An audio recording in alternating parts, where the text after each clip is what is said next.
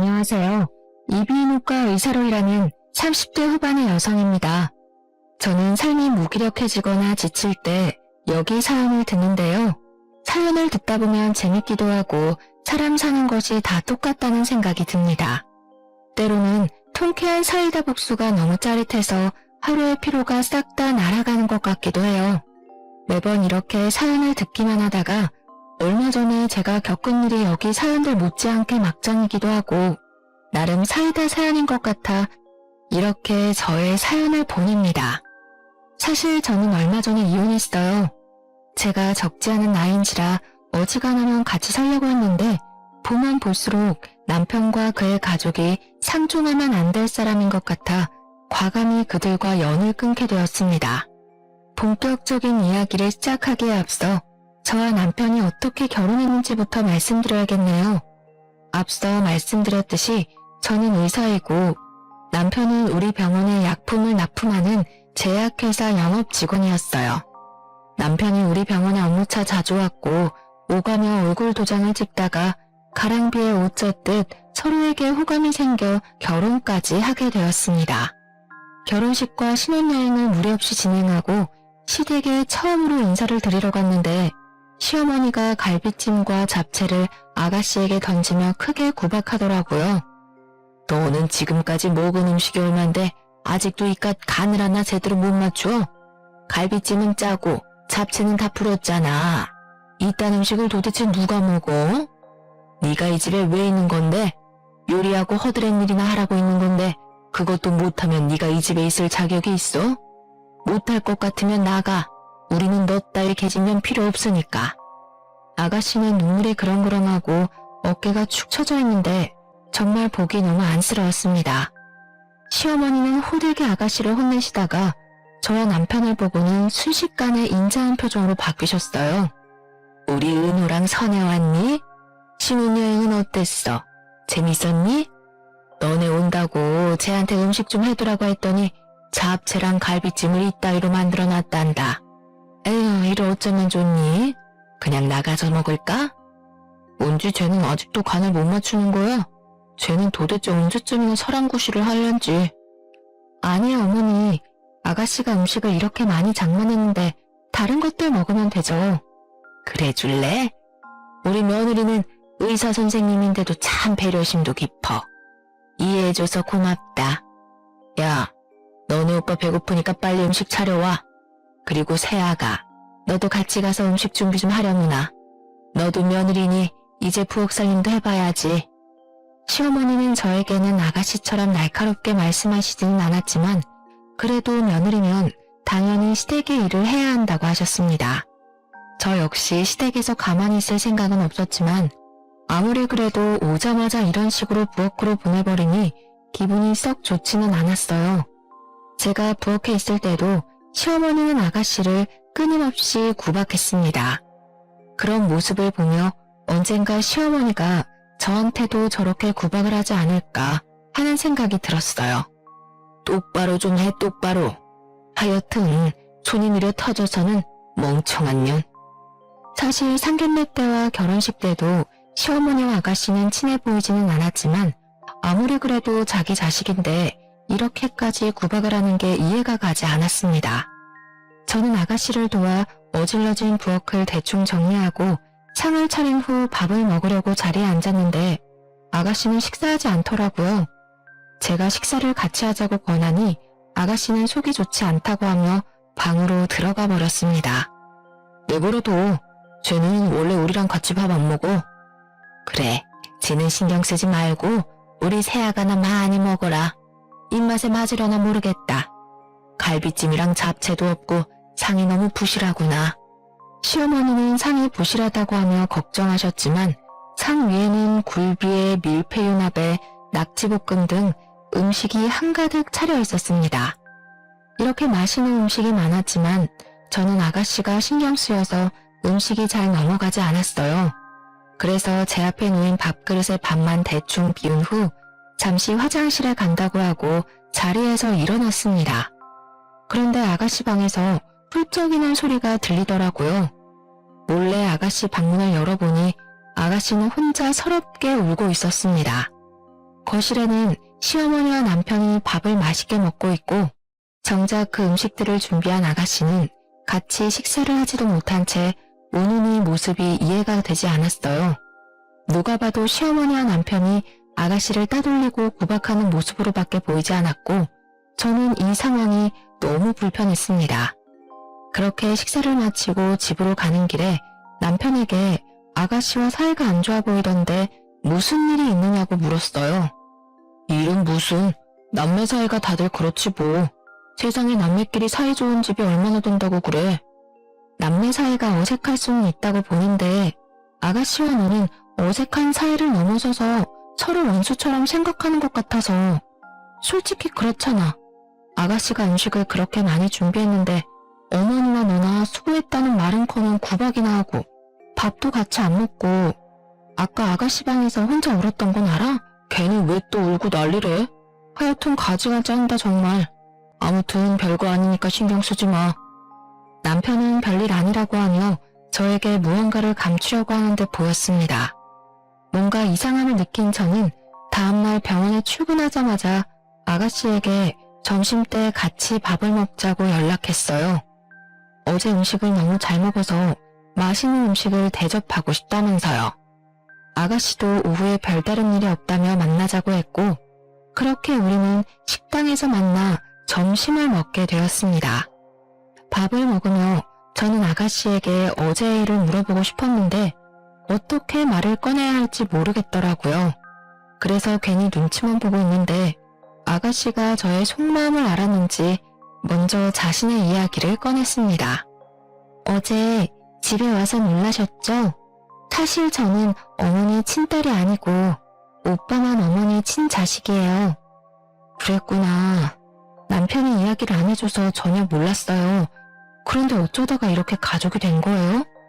사실 저희 친엄마는 저를 낳고 얼마 지나지 않아 돌아가셨고 저는 아빠랑 둘이서 살았어요. 그러다가 6살 때 지금 어머니랑 아빠가 재혼하게 되면서 저는 어머니 오빠와 같이 살게 된 거고요.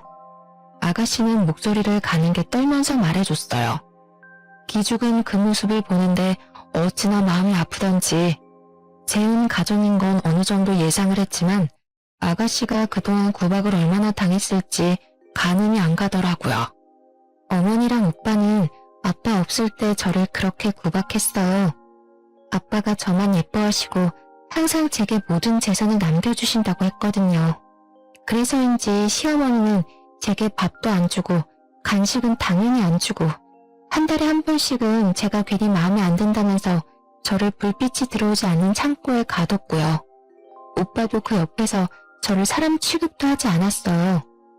아가씨는 그 뒤로도 자신이 구박받았던 것들을 이야기하는데 남편도 가담했다는 게 너무 실망스러웠습니다. 결혼 전 제가 알던 사람이 아닌 것 같았어요. 사실 남편은 밖에서는 정말 친절하고 다정한 사람이었어요. 그런데 집에서는 시어머니와 함께 아가씨를 그렇게 구박하고 못살게 굴었다는데 처음에는 아가씨의 말이 쉽게 믿어지지 않았습니다. 하지만 어제 남편이 아가씨를 볼 때 징그러운 벌레를 본 것처럼 바라보던 눈초리며 싸늘한 말투로 말하는 것을 보면 아가씨가 거짓말을 하고 있다고는 느껴지지 않았어요. 남편의 이런 이중적인 모습을 알게 된 후 제가 이런 사람과 평생을 함께할 수 있을까 하는 생각이 들었습니다. 아가씨와 대화를 나누면 나눌수록 저는 남편과 같이 살 수 없을 것 같았어요. 그래서 당장 갈라서고 싶었지만 결혼식 하루 전에 남편의 요구대로 혼인신고까지 마쳤고 무엇보다 아가씨의 상황을 다 알았는데 그냥 이혼하고 모른 척하면 제가 방관자가 되는 것 같은 생각이 들었습니다. 사실 제가 남들이 당하는 모습을 그냥 못 지나치는 성격이거든요. 부모님은 그러다가 큰일을 당할 수도 있으니 그냥 좀 있으라는데 제가 원래부터 그렇게 태어난 걸 어쩌겠습니까? 그래서 저는 훗날 남편과 이혼을 할 땐 하더라도 그 전에 아가씨를 이 집구석에서 무사히 탈출시켜야겠다고 마음먹었어요. 그런데 아가씨는 이제 성인인데 왜 그 집에 계속 계시는 거예요? 그냥 그 집에서 나가서 영 끊어버리면 되잖아요. 사실은 아빠가 살아계실 때 크게 사업을 하셔서 재산이 좀 많았거든요. 그리고 그 재산들은 다 저한테 준다고 입버릇처럼 말씀하셨어요. 게다가 아빠 장례식 날 아빠 친척들 말로는 제 앞으로 남겨주신 유산이 분명히 있다고 했어요. 아빠가 유언장도 쓰시고 증인까지 세워서 유언장 녹화를 했다는데 어머니는 재산 한 푼도 안 남겼다고만 하세요. 그 당시 저는 미성년자였고 아무런 힘이 없었거든요. 이대로 제가 이 집을 나가버리면 유산을 하나도 못 받게 될 것 같아서 유산을 찾을 때까지는 이 집에 계속 있으려고요. 아가씨의 말을 들으니 시어머니와 남편이 왜 그리 독하게 아가씨를 괴롭혔는지 이해가 되었습니다. 바로 아가씨가 받은 유산이 탐이 나서 그랬던 것이었어요. 하지만 이미 어릴 때부터 오랜 시간 동안 어머니와 남편의 구박 속에서 자라와서인지 아가씨는 두 모자 앞에서는 한마디도 못하고 당하기만 하는 말 그대로 약자였어요. 그래서 저는 그런 아가씨를 좀 도와주기로 마음먹었죠. 아침 며칠 뒤가 명절이었습니다. 저는 명절날 시댁에 있으면서 시어머니와 남편이 아가씨에게 함부로 대하지 못하도록 해야겠다고 생각했어요. 안 그래도 일찍 가야겠다고 생각했는데 시어머니한테 전화가 왔습니다. 예, 며칠 뒤가 명절인 거 알지? 너가 아무리 의사라지만 그래도 이 집에서는 며느리야. 며느리면 며느리답게 명절 때 와서 음식 장만도 하고 해야 한단다. 그러니 말인데 너는 은우보다 일찍 와서 장도 보고 장만도 해라. 알겠니? 네, 어머니. 안 그래도 그러려고 했어요. 그러면 명절 전날 진료 마치고 바로 시댁으로 가면 되는 거죠? 그냥 아예 그 전날 진료를 빼버릴 수는 없니? 할 일도 많고 너는 며느리니까 내가 이것저것 알려줄 것도 있고 말이야. 아무래도 너는 그동안 공부하고 병원일 하느라 집안일은 하나도 모를 것 아니냐? 아무리 그래도 진료를 아예 빼버리는 것은 안 되죠. 게다가 요새 감기며 독감 환자 얼마나 많은데요. 시어머니는 아예 명절 전날부터 와서 제가 일을 해주기를 바랬지만 제가 집에서 노는 것도 아니고 일하는 게 그게 가능하겠습니까? 당연히 안 된다고 했고 시어머니는 제 말에 어쩔 수 없다고 하시면서도 못마땅하게 생각하시는 것 같았어요. 그래서 명절 전날 밤에 가려고 했지만 그날은 저녁까지 환자들이 몰려들면서 밤늦게 진료가 마치게 되었고 명절 전날이 아닌 당일날 아침 일찍 시댁에 가게 되었습니다. 어차피 저는 가서 음식을 할 것이기에 편한 복장을 입고 시댁에 갔어요.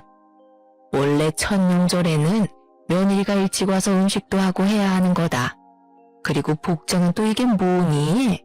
첫 명절이면 당연히 한복을 입고 와야지. 너네 친정에서는 그런 것도 안 가르치디? 한복이요? 저는 음식하고 해야 하니 불편할 것 같아서 편한 복장을 한 건데요. 한복을 꼭 입어야 하면 어머니께서 미리 말씀을 해주시면 되었잖아요. 그리고 여기 시댁에서는 며느리가 첫 명절에 한복을 입어야 하는 문화가 있는지 몰라도 저희 집에서는 그러지 않아서요. 이거는 그냥 문화 차이인데 부모님이 저를 잘못 가르쳤다는 막말은 하시지 않았으면 좋겠습니다. 의사라 그런지 아주 논리적으로 따박따박 말대꾸하는구나. 내가 말을 말아야지. 아무튼 너는 얼른 부엌 가서 은지랑 음식 좀 장만해. 네가 늦게 와서 벌써 시간이 많이 늦었구나. 은우 너는 평소에 회사 다니느라 힘들었으니까 방에서 푹 쉬어라.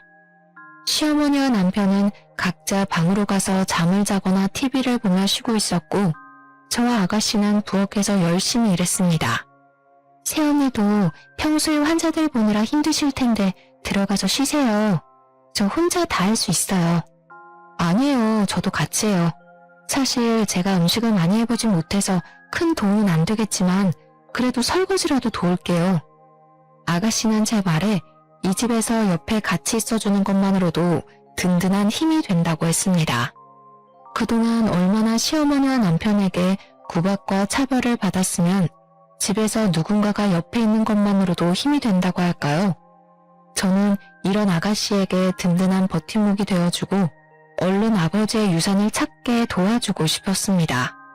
아가씨와 대화를 나누며 음식 장만을 거의 마치고 식사 시간이 되어 상을 차린 후 시어머니와 남편을 불렀어요. 식사를 시작하는데 시어머니가 남편 앞에는 갈비찜을 밀어놓고 아가씨 앞에는 김치나 나물 반찬만 주더라고요. 심지어 아가씨가 손을 뻗어 갈비찜을 먹으려고 하자 시어머니는 아가씨의 손등을 때리셨습니다. 이 상황에서도 남편은 시어머니가 준 갈비찜을 아주 맛나게 뜯어먹고 있었죠. 저는 그 꼴이 너무 얄미워서 남편 앞에 있던 갈비찜 그릇을 아가씨 밥그릇 바로 옆에다가 두었습니다. 선혜야, 갈비찜 먹고 싶은데 그걸 제 옆에다가 두면 나나 우리 아들이 먹기 힘들잖아. 어머니, 나이 많은 사람들은 소화 능력이 떨어져서 갈비찜 같은 거 많이 드시면 소화 안 돼서 고생하세요. 어머니는 식이섬유가 풍부한 나물이나 김치 같은 거 많이 드시고요. 아가씨 같은 젊은 사람들은 앞으로 힘차게 살아야 하니 갈비찜 같은 단백질을 많이 먹어야 해요. 아무리 그래도 그렇지 우리 아들 은우도 젊은 사람인데 먹어야 할 것 아니냐. 게다가 은우는 너네 집 책임질 가장이야. 그러니 당연히 우리 아들이 잘 먹어야지. 저희 남편 회사 식당에서 엄청 잘 먹어요. 매일 고기 반찬 나오던데요. 사람이 매일 고기 먹으면 체내 지방만 쌓여서 건강에 더 해로워요. 그리고 실질적으로 우리 집 가장은 바로 저예요. 제가 남편보다 월급이 더 많은 거 아시죠? 집도 제 명이고요. 여기서 갑자기 그런 말이 왜 나와? 집 못해갔다고 시비 거는 거야 뭐야? 시비라기보다는 시어머니한테 사실 확인해드리는 거야. 솔직히 결혼할 때 형편이 넉넉하지 않다고 내가 살던 집에서 신혼살림 차리고 혼수도 다 내가 했는데 이 정도도 말 못하냐?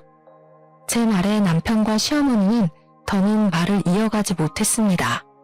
그 뒤로도 시어머니와 남편은 아가씨를 괴롭히고 구박하려 했지만 그럴 때마다 저는 아가씨 옆에서 아가씨가 못했던 말들을 대신 다 해줬어요. 그렇게 명절이 지나고 집에 오니 남편은 표정이 좋지 않았습니다. 너 무슨 갱년기야? 도대체 우리 엄마랑 나한테 왜 그렇게 시비야? 우리는 원래 은지랑 그렇게 살았어. 원래 그렇게 사람을 구박하면서 살았으니 당연한 거라고. 그게 말이 돼? 정상적인 사람이라면 사람이 사람을 이유 없이 구박해서는 안 되는 거야. 우리가 이러는 이유가 있다고. 사실 은지 걔 우리 엄마 친딸 아니야. 돌아가신 아버지와 엄마 재혼하셨고 은지는 아버지 딸, 나는 엄마 아들이라고. 그래서 이러는 거야. 그러니까 너도 우리 집 일에 자꾸 나서지 말고 그냥 그러려니 하고 살아. 너야 뭐 항상 화목한 가정에서 잘 지냈겠지만 우리 집은 아니라고. 재혼 가정에다가 남매면 서로 친하지 않을 수는 있어. 그런데 친하지 않는다고 너와 너네 엄마처럼 사람을 그렇게 구박하는 건 아니야. 무슨 초딩들도 아니고 다 큰 어른들이 그게 뭐니? 먹는 거로 치사하게 차별하고 말이야. 치사? 우리 엄마가 지금 치사하다는 거야? 와, 너 도대체 우리 집을 어떻게 생각하길래 그런 말을 해? 어떻게 생각하기는 콩가루 집안으로 생각하는 거지 뭐. 그날 남편과 저는 대판 싸웠고 그 뒤로도 계속 냉전 상태였습니다. 저는 솔직히 남편이 아가씨를 사람 취급도 하지 않고 자신의 행동이 잘못된 것조차 모르고 당연하다고 여기는 모습에 크게 실망했어요. 남편 역시 자꾸 자기 집안일에 간섭하는 제가 불편하고 싫었는지 저를 피했고 회사 일이 바쁘다는 핑계로 매일 야근에 주말에도 계속 출근한다고 집에 거의 있지 않았습니다. 이미 부부간의 정은 뚝 떨어진 상태였고 마음 같아선 그냥 이혼해버리고 싶었지만 이혼해버리면 평생 아가씨를 돕고 싶어도 도와주지 못할 것 같아 억지로 결혼 생활을 유지하고 있었어요. 그렇게 몇 주 뒤 시어머니의 생신날이 다가왔습니다. 저는 그날이 토요일이라 쉬는 날이기도 하고 시어머니 생신이라고 아가씨와 저에게 음식을 만들라고 할 것이 분명하기에 외식을 제안했으나 시어머니는 저녁 때 친구들과 한정식 집에서 먹기로 했다면서 점심은 집에서 먹자고 하시더라고요. 그래서 저는 시댁에 출장 뷔페 음식을 주문했습니다. 시어머니 생신날 시댁에 가니 이미 제가 주문한 음식들이 거실에 차려져 있었고 거실과 부엌 사이에는 엄청 비싼 브랜드의 명품 옷이 걸려 있었어요. 이 옷 엄청 비싼 옷 아니에요? 그래, 역시 너는 볼 줄 아는구나. 오늘 저녁 친구 모임에 이 옷 입고 가려고. 세아가, 내 생일이라고 이렇게 음식들 주문해줘서 고맙구나. 어서 먹자. 이은지, 너는 세연이 잘 만나서 호강한 줄 알아. 음식은 제가 한 것보다는 100배 맛있구나. 입에 맞으신다니 다행이에요. 참, 어머니 생신이라서 용돈 준비했어요. 우리 며느리가 통이 크네. 뷔페 음식도 주문하고 용돈도 주고 말이야. 고맙다. 며느리는 이렇게 내 생일이라고 용돈을 주는데 은지 쟤는 음식도 못해 용돈도 안 줘. 이 집에 얹혀 사는 년인 주제에 뭐 하나 제대로 하는 것도 없으니 이 집에서 아무짝에도 쓸모가 없어. 그럼 우리 엄마가 이 집에서 쟤 키운다고 얼마나 고생했어. 그런데도 쟤는 저렇게 은혜를 모른다니까. 사람이 덜 된 거지. 아가씨는 시어머니의 말에 화가 많이 나 보였습니다. 시어머니가 아가씨를 정성 들여 키운 것도 아니고 그렇게 구박과 차별을 해댔는데 그럼에도 불구하고 일말의 죄책감은커녕 오히려 더 많은 것을 요구하는 모습이 뻔뻔스러워 보이기까지 했어요. 게다가 그 옆에 맞장구 치는 남편의 말 역시 아주 기가 막혔죠. 어머니, 근데 사실 어머님도 이 집에 얹혀 살았던 거 아닌가요? 이 집 돌아가신 아버지가 결혼 전부터 사셨던 집이었다면서요. 그렇게 따지면 어머님이 얹혀 사신 년이 되죠. 아닌가요? 제가 아주 해맑은 표정으로 이렇게 말하자 시어머니는 당황하며 어쩔 줄 몰라 하는 표정을 지으셨습니다. 어머, 왜 이리 당황하세요? 제가 무슨 말 실수라도 했나요? 그런데 어머님, 생각해보면 어머니 아들도 저한테 얹혀 사는 중이네요. 저의 집, 제가 원래 살던 제 집이잖아요. 그 안에 들어간 살림살이도 다 제가 제 돈으로 산 것이고요. 어머니도 아버지한테 얹혀 사셨고 어머니 아들도 저한테 얹혀 사네요? 모자간에 참 잘도 얹혀 사시네요. 너 지금 우리한테 엿먹으라고 비꼬는 거지? 무슨 그런 섭섭한 소리를 하세요? 저는 그냥 부러워서요. 저는 열심히 일해서 돈 벌어서 제 집을 장만했는데 어머니도 그러고 남편도 그러고 남의 집에 잘 얹혀 살고 계시잖아요. 그런 것도 능력이라면 능력이죠. 원래 대다수 사람은 얹혀 살면 눈치 보여서 눈치를 안 줘도 눈칫밥도 먹기도 하거든요. 그런데 어머니도 그러고 남편도 그러고 둘 다 눈칫밥 먹지는 않는 것 같아서 대단하고 부러워서 그래요. 생일날 너랑 입씨름하고 싶지 않구나. 됐고 그냥 케이크나 먹자.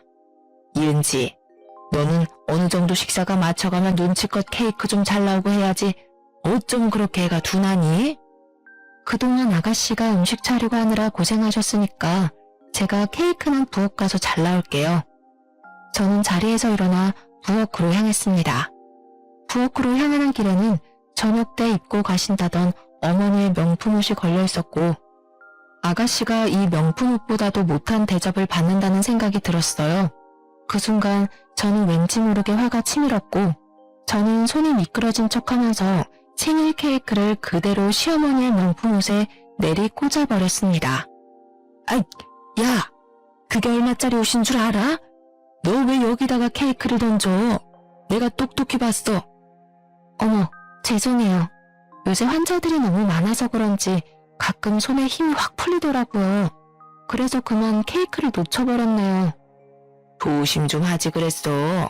야, 이은지, 너 빨리 안 일어나? 일어나서 얼른 저거 잘 닦아.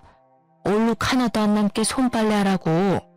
오늘 저녁에 저 옷 입고 가야 하는데 어떻게 정말? 어머니, 제가 옷을 더럽혔잖아요. 그러니까 아가씨가 구제할 필요 없죠. 그리고 이거는 명품 옷이라서 세탁소에 맡겨야 할 것 같은데 제가 책임지고 세탁소에다가 깨끗이 드라이클닝 해달라고 할게요. 아, 그런데 여기 앞에 세탁소가 현금 장사를 하시더라고요. 그러니 아까 제가 드린 용돈 좀 다시 주시겠어요? 너는 치사하게 줬다 빼앗는 게 어디 있니? 그럼 어떡해요? 이 옷 보니까 물 세탁도 안 되는 것 같은데 그냥 세탁기에 돌려드릴까요? 오늘 저녁 때 입고 가시려고 했는데 이를 어쩌나?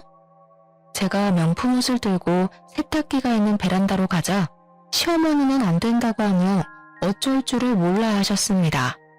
결국 시어머니는 어쩔 수 없이 저에게 다시 돈을 건네셨고 저는 그 돈으로 단지 내 세탁소로 가서 시어머니 명품 옷을 드라에 맡겼어요.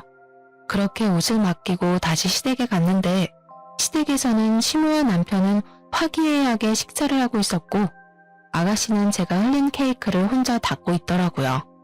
그 모습은 마치 어릴 때 읽었던 동화 콩쥐팥쥐의 한 장면 같았습니다. 야, 케이크 잘못 닦으면 미끄러운 거 알지? 힘 줘서 팍팍 잘 닦아라. 내가 다 검사할 거야.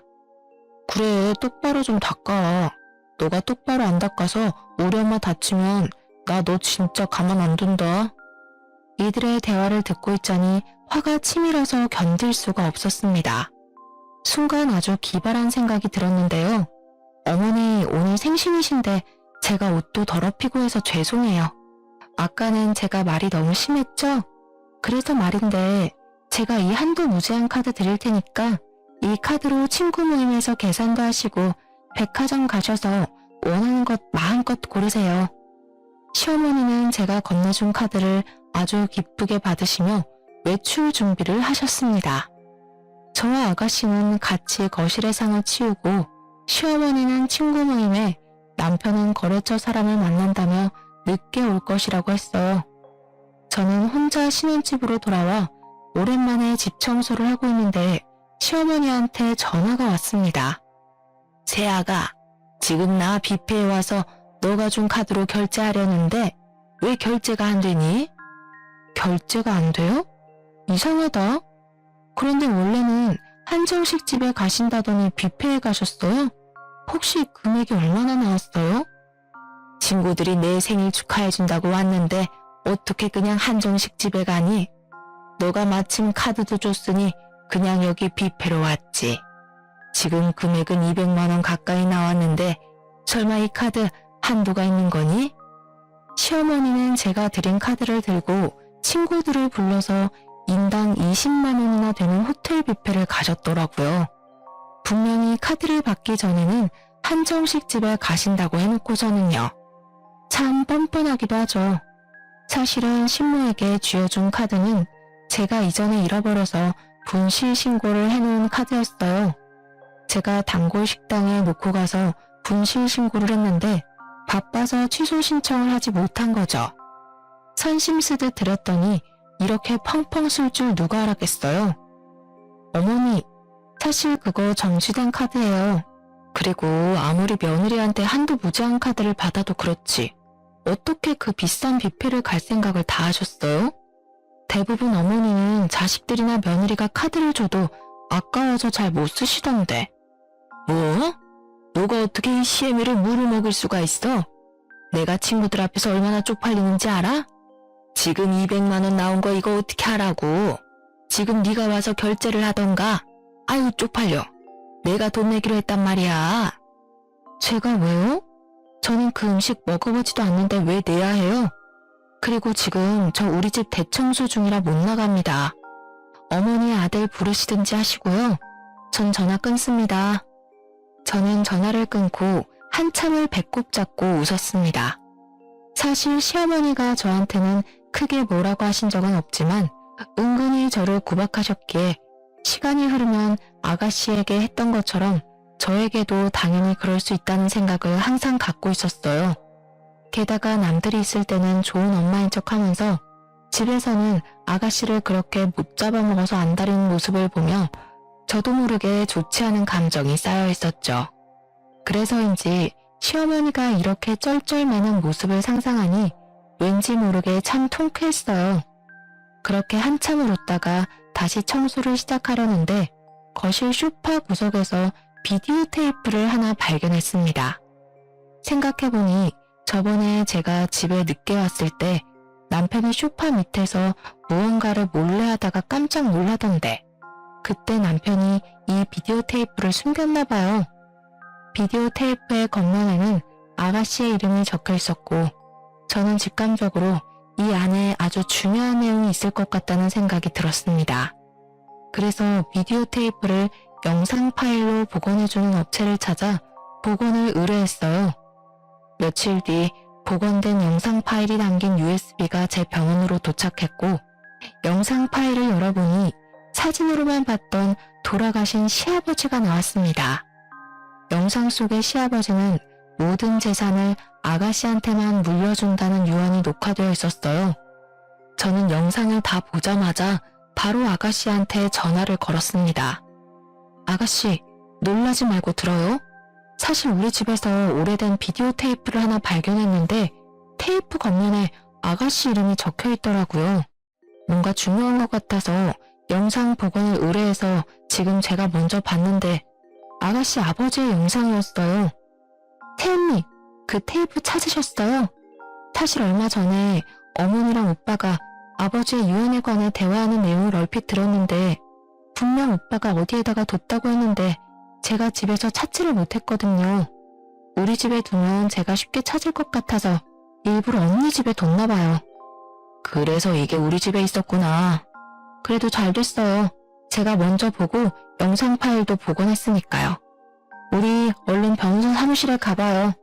오늘 제가 일찍 퇴근할 수 있는데 오후에 잠깐 만날 수 있어요? 태연니, 너무 감사해요. 언니는 저의 은인이세요. 그럼 이따가 오후에 봬요. 그날 오후 아가씨와 저는 약속한 장소에서 만나 바로 변호사 사무실을 찾았습니다. 변호사는 시아버지의 영상 파일을 보더니 유언의 형식을 아주 잘 갖춰서 녹화하셔서 유언의 효력이 있다고 하셨어요. 게다가 유산 상속의 공소시효가 10년밖에 안 되는데 시아버지가 돌아가신 지 9년째라서 유산 상속 소송도 충분히 가능하다고 하셨습니다. 1년만 더 늦게 발견했으면 공시시효가 끝나 소송도 걸어보지 못하게 될 뻔했는데 정말 다행이었어요.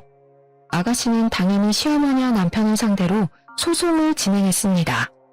다음날 환자들을 진료하며 정신없는데 밖에서 아주 시끄러운 소리가 들려 나가보니 시어머니가 와 계셨어요. 시어머니는 저를 보자마자 제 머리채를 잡아 뜯으려고 하셨습니다. 간호사들은 시어머니를 말리려 했지만 저는 일부러 CCTV가 아주 잘 보이는 곳으로 시어머니를 유인해서 머리채를 잡혀드렸어요. 머리채를 잡은 시어머니는 저의 등이며 팔을 사정없이 때리셨습니다. 야, 네가 어떻게 나한테 그럴 수가 있어? 나 그래도 네가 의사 며느리라고 해서 최대한 대접해주면서 살았다. 네가 아주 버릇없이 말대꾸 할 때도 나 뭐라고 하고 싶은 거 꾹 참았다고. 내가 그렇게 널 아꼈는데 이은지 그 개집년이 뭐라고 어떻게 내 뒤통수를 쳐? 너 이은지한테 유산 상속 소송 걸라고 부추겼다면서? 어쩜 이렇게 은혜를 원수로 갚아? 네가 그러고도 사람이야? 어머님, 저 이렇게 때리시면 폭행죄로 위자료 청구할 건데 괜찮으세요? 저 이래봬도 의사라서 이 정도 폭행이면 전치 10주 진단서도 충분히 끊을 수 있는데 변호사님께 연락을 드려봐야겠어요. 지금 저 CCTV로 폭행에 대한 증거도 충분히 찍힌 것 같은데. 시어머니는 제 말에 멈칫하시더니 CCTV를 한번 보고 손을 내리셨습니다. 일단 사람들이 보는 눈도 있고 해서 시어머니는 집으로 돌아가셨어요. 그날 퇴근 후 집에 갔는데 웬일로 남편이 일찍 퇴근했더라고요. 저는 평소처럼 남편을 무시하고 제 방으로 들어갔더니 남편이 쫓아 들어왔습니다. 나랑 얘기 좀 해. 그래, 솔직히 말해서 우리 은지 걔 재산 탐이 왔어. 그래서 그동안 은지 쫓아내려고 구박 좀 했다. 1년만 더 버티면 그 재산 상속 소송도 걸 수 없다면서 그냥 1년만 네가 모른 척하면서 우리 엄마랑 잘 좀 지내면 안 돼? 그럼 우리가 유산 일부는 너한테 따로 줄게. 그러니까 은지한테 잘 말해서 유산 상속 소송 취하 좀 시켜주라. 응? 부탁이다. 무슨 말도 안 되는 소리를 해? 나는 너네 엄마랑 잘 지낼 마음 눈꼽만큼도 없고 너랑도 잘 지낼 마음 없어. 그러니까 내 집에서 나가. 그냥 썩 꺼지라고.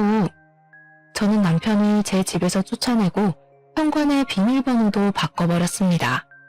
남편은 집 앞에서 한동안 난리를 치다가 옆집 주민들이 시끄럽다고 항의하자 어디론가 가버렸어요. 저는 남편의 옷가지며 남편의 모든 짐을 다 캐리어에 대충 꾸겨넣고 이것들을 다 퀵으로 보내버렸습니다. 그런데 남편이 제 손에 급하게 쫓겨나면서 핸드폰을 두고 갔더라고요. 사실 남편은 핸드폰이 2개였습니다. 하나는 일상생활할 때 사용하는 핸드폰이었고 다른 하나는 영업용 핸드폰이었어요. 그리고 영업용 핸드폰은 제가 손만 대도 깜짝 놀라며 잽싸게 가져갔습니다. 사실 평소에는 저 역시 그다지 궁금하지 않아서 확인하려고 하지도 않았죠. 그런데 자꾸 영업용 핸드폰에서 알림이 뜨더라고요. 뭔가 중요한 일이 있나 싶어 확인을 해보니 이 근처에 새로 개원한 성형외과 이름이 적혀 있었습니다.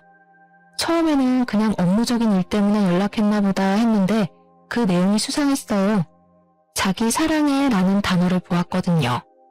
저는 핸드폰을 열어 메신저에 들어가 모든 내용을 확인했습니다.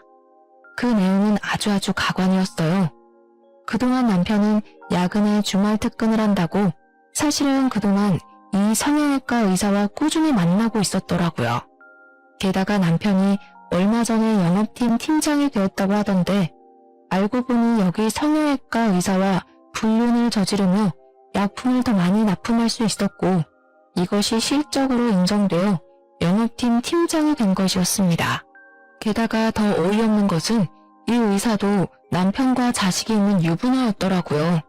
저는 이 모든 내용을 다 제 핸드폰으로 저장을 했고 그렇게 1시간 정도 지났을 때쯤 시어머니가 화가 잔뜩 나서 집에 찾아오셨습니다. 야, 이럴 거면 그냥 이혼해. 나라고 너같이 싸가지 없고 개념을 밥 말아먹는 년을 며느리로 받아들이는 게 쉬운 줄 알아? 그리고 어디서 지금 내 아들을 쫓아내? 이게 어디서 못된 것만 배워서? 어머니, 저 안 그래도 이혼하려고 했어요. 그런데 아무래도 소송을 좀 해야 할 것 같네요. 위자료 두둑히 준비해두세요. 마음 준비도 단단히 하시고요. 저는 시어머니를 우리 집에서 내보냈고 그렇게 저와 남편은 별거를 시작했습니다. 어차피 저는 남편이 없는 것처럼 생활했기에 불편한 점은 하나 없이 아주 편하게 지냈어요. 그렇게 한 달이나 지났으려나요? 병원에 있는데 남편에게 전화가 왔습니다. 도니야, 나 이제 우리 엄마랑 연 끊었어. 그러니까 우리 다시 살자. 아직 우리 서류 정리도 안 했으니까 그냥 다시 예전처럼 너 집에 내가 들어가기만 하면 되잖아. 갑자기 그게 무슨 소리야? 갑자기 어머니랑 연은 왜 끊었어? 사실 어머니가 은지를 너무 못살게 구는 것 같아서 내가 어머니 재산 다 들고 도망쳤어. 어머니한테 잘하는 척하면서 다 내 명의로 빼돌려놨으니까 이제 나 부자야. 우리 그러니까 다시 같이 합치자, 응? 엄마가 더는 너한테 뭐 못하도록 내가 잘 막을게. 그래? 잘했네. 그럼 이제 그 재산 다 나한테 가져오면 되겠네. 응? 우리 그럼 이제 합치는 거지? 합쳐? 합치기는 뭘 합쳐? 너 새로 개원한 성형외과 의사랑 불륜 저지르고 다녔더라. 내가 이 사실 알면서도 바로 너랑 이혼 안 한 이유가 뭔지 알아? 너한테 소송 때려서 위자료 받으려고. 네가 돈 생길 때까지 참은 거야, 이 멍청아. 만약에 내가 소송 걸었는데 돈 없다고 배째면 어떡하니? 이제 너한테 마음 놓고 이혼 소송 걸 수 있겠다. 고마워, 알려줘서. 저는 그날 바로 변호사 사무실을 찾아가 남편에게는 이혼 소송을, 성형외과 의사에게는 상간녀 소송을 진행했습니다. 그리고 동네 맘카페에도 익명의 힘을 빌려 성형외과 의사가 유부녀인데 제약회사 다니는 남자 직원과 불륜을 저지른다고도 글을 올렸어요. 게다가 시어머니는 제 병원에서 저의 뺨도 때리고 머리채도 잡았잖아요. 시어머니한테도 폭행죄로 소송을 걸었습니다. 당연히 저의 모든 증거가 아주 유용하게 사용되어서 남편과 이혼하고 저는 위자료를 두둑히 받았습니다. 남편은 당연히 자기가 다니던 회사의 소문이 쫙 나서 자연스럽게 잘리게 되었고 성형외과 역시 동네에 소문이 쫙 퍼져서인지 어느 날 가보니 문을 닫았더라고요. 아가씨 역시 유산 상속 소송에서 승소하여 아버지의 유산을 받을 수 있었습니다. 이렇게 모든 것이 제자리로 돌아온 후 아가씨가 잠시 저에게 만나자고 연락이 왔어요. 새언니 덕에 제 모든 것을 찾았어요. 새언니가 저를 모른 척하지 않고 도와주셔서 꼭 이 은혜 갚고 싶어서 그런데 오피스텔 하나 선물로 드려도 될까요? 아니요. 제가 뭘 도와준 게 있다고. 그냥 제 성격이 조금 유별나고 여기저기 참견 많이 하고 다니는 성격이라 그런 거예요. 제가 원래 좀 불의를 참지 못하는 그런 성격이거든요. 그래서 학교 다닐 때도 누가 왕따 시키면 가만두지 않았어요. 아무튼 아가씨 모든 것을 다 찾아서 다행이에요. 이제 그 돈으로 아가씨 공부도 하고 대학도 가고 멋진 남자도 만나서 결혼도 하고 해요. 저는 아가씨의 제안이 너무 부담스러워서 거절했습니다. 대신 앞으로 그 돈으로 아가씨 본인의 멋진 인생을 살라고 했죠. 그렇게 한 일주일이 지났을까요? 갑자기 우리 병원 건물주가 바뀌었는데 제 병원은 월세를 받지 않겠다고 연락이 왔습니다. 알고 봤더니 아가씨가 우리 병원 상가를 유선으로 산 거예요. 아가씨 말로는 상가에 투자 좀 해보고 싶어서 샀다고는 했는데 사실은 저한테 무료로 임대하려고 했던 것이었습니다. 저는 그런 아가씨의 마음에 너무 고마웠고 그 뒤로 아가씨와 지금까지 친자매처럼 잘 지내고 있어요.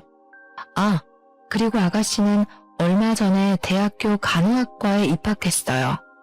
제 병원에 취업해서 같이 일을 하고 싶다고 하면서요.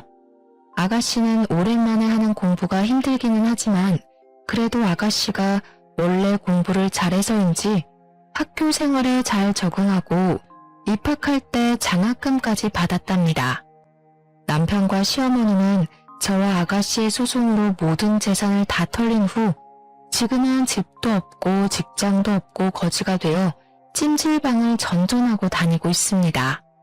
사실 제가 결혼하고 시댁과 싸우며 참 힘들기도 하고 결혼을 후회했는데 그래도 그 힘든 과정을 지나고 나니 아가씨라는 너무 마음씨도 착하고 멋진 동생을 만나게 된 것 같아 다행이라는 생각이 들어요. 이렇게 만나게 된 인연의 끈을 놓지 않고 죽을 때까지 친자매처럼 서로 연락하고 함께 살아가 보려고 합니다. 저의 이야기 어떠셨나요? 글솜씨가 부족해서 이해가 잘 안 되는 부분이 있다 하더라도 너그럽게 이해해 주시고 재밌게 들어주셨으면 좋겠습니다.